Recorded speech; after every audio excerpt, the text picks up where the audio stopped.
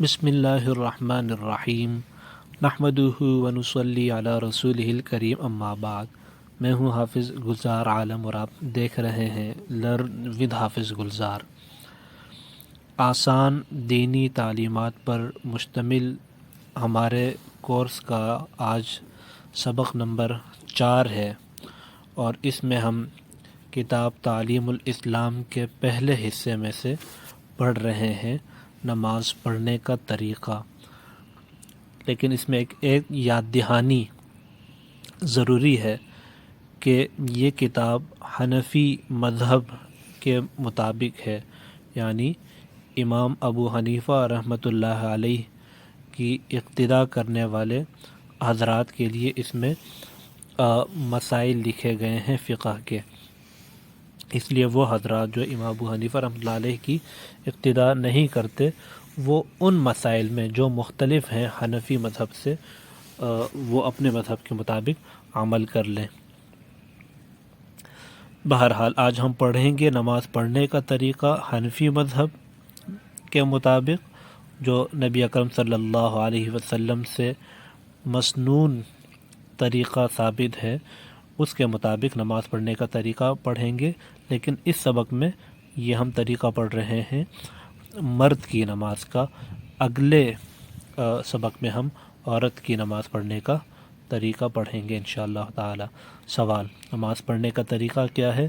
جواب: نماز پڑھنے کا طریقہ یہ ہے، وضو کر کے پاک کپڑے پہن کر پاک جگہ پر قبلے کی طرف منہ کر کے کھڑے ہو، نماز کی نیت کر کے دونوں ہاتھ کانوں تک اٹھاؤ اور اللہ اکبر کہہ کر ہاتھوں کو ناف کے نیچے باندھ لو، دائیں ہاتھ اوپر اور بائیں ہاتھ اس کے نیچے رہے، نماز میں ادھر ادھر نہ دیکھو، ادب سے کھڑے ہو، خدا تعالیٰ کی طرف دھیان رکھو، ہاتھ باندھ کر ثنا سبحانک اللہم وبحمدک وتبارک اسمک وتعالی جدک ولا الہ غیرک پڑھو، پھر تعوذ یعنی اعوذ باللہ من الشیطان الرجیم اور تسمیہ یعنی بسم اللہ الرحمن الرحیم پڑھ کر الحمد پڑھو، الحمد شریف ختم کر کے آہستہ سے آمین کہو، پھر سورہ اخلاص یا اور کوئی سورت جو یاد ہو وہ پڑھو، پھر اللہ اکبر کہہ کر رکوع کے لیے جھکو، رکوع میں دونوں ہاتھوں سے گھٹنوں کو پکڑ لو،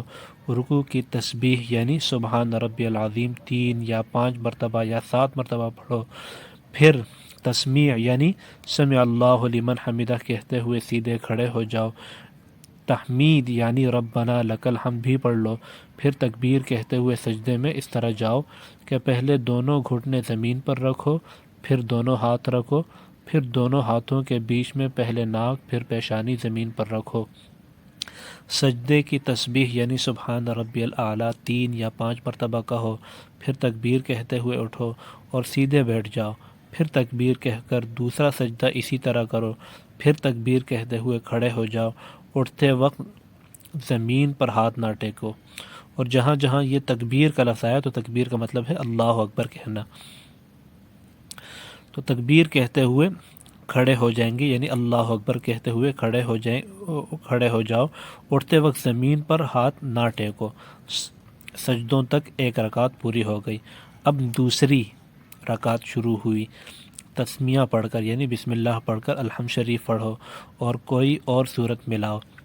یہاں ایک اہم بات یہ ہے کہ جب بھی ہم الحمد پڑھیں گے کسی رکعت کے شروع میں تو بسم اللہ ضرور پڑھیں گے۔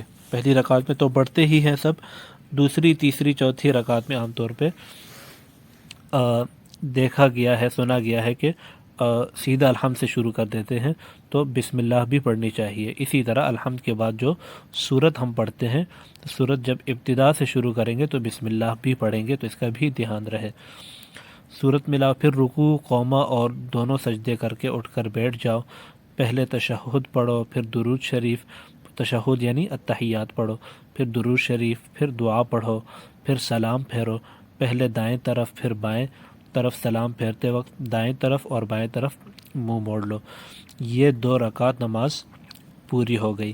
سلام پھیرنے کے بعد اللہم انت السلام ومنک السلام تبارکت یا ذی الجلال والاکرام پڑھو، یہ مسنون دعا ہے سلام پھیرنے کے بعد، اور ہاتھ اٹھا کر دعا مانگو، ہاتھ بہت زیادہ نہ اٹھاؤ یعنی کندھوں سے اونچے نہ کرو، دعا سے فارغ ہو کر دونوں ہاتھ منہ پر پھیر لو۔ سوال، دونوں سجدوں کے درمیان اور تشہد پڑھنے کی حالت میں کس طرح بیٹھنا چاہیے؟ جواب، دائیں پاؤں کھڑا رکھو اور اس کی انگلیاں قبلے کی طرف رہیں اور بائیں پاؤں بچھا کر اس پر بیٹھ جاؤ۔ بیٹھنے کی حالت میں دونوں ہاتھ گھٹنوں پر رکھنے چاہیے، اور یہ طریقہ حنفی مذہب کے مطابق نبی اکرم صلی اللہ علیہ وسلم سے یوں ہی ثابت ہے۔ لیکن مردوں کے لیے، عورت کے لیے کیا طریقہ ہے وہ اگلے سبق میں انشاءاللہ بیان ہوگا۔ سوال، امام اور منفرد اور مقتدی کی نمازوں میں کچھ فرق ہوتا ہے یا نہیں؟ جواب، ہاں، امام اور منفرد اور مقتدی کی نماز میں تھوڑا سا فرق ہے۔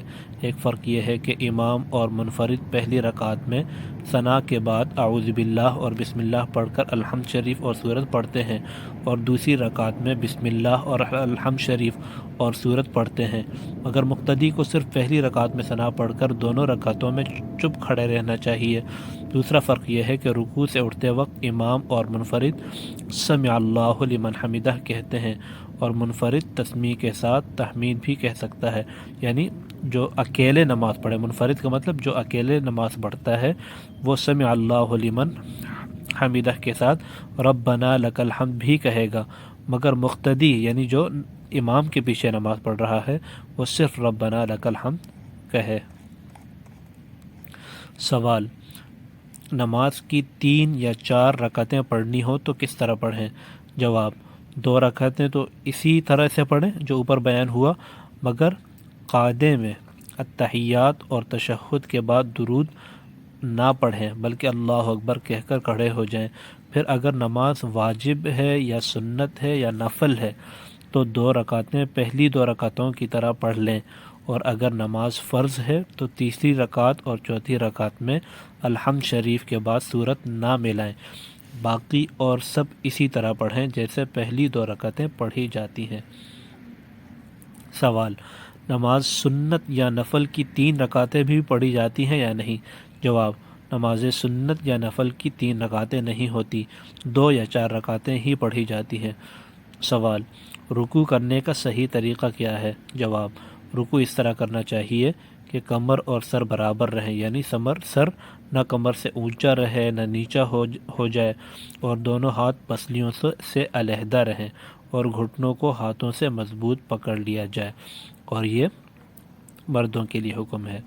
خواتین کے لیے کیا حکم ہے اگلے سبق میں انشاءاللہ۔ سوال، سجدہ کرنے کا ٹھیک طریقہ کیا ہے؟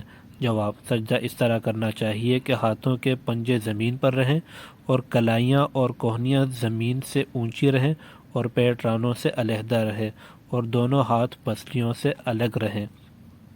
یہ بھی حکم مردوں کے لیے ہے۔ سوال، نماز کے بعد انگلیوں پر شمار کر کے کیا پڑھتے ہیں؟ جواب، سبحان اللہ 33 بار، الحمدللہ 33 بار اور اللہ اکبر 34 بار۔ یہ 43 غلط لکھا ہے، 43 نہیں 34 بار پڑھنا چاہیے۔ اس کا بہت بڑا ثواب ہے، مسنون تسبیحات ہیں، ان کا اہتمام کرنا چاہیے۔ الحمدللہ، یہ پہلا حصہ مکمل ہوا، اس کے ساتھ ہی آج کا سبق بھی مکمل ہوا۔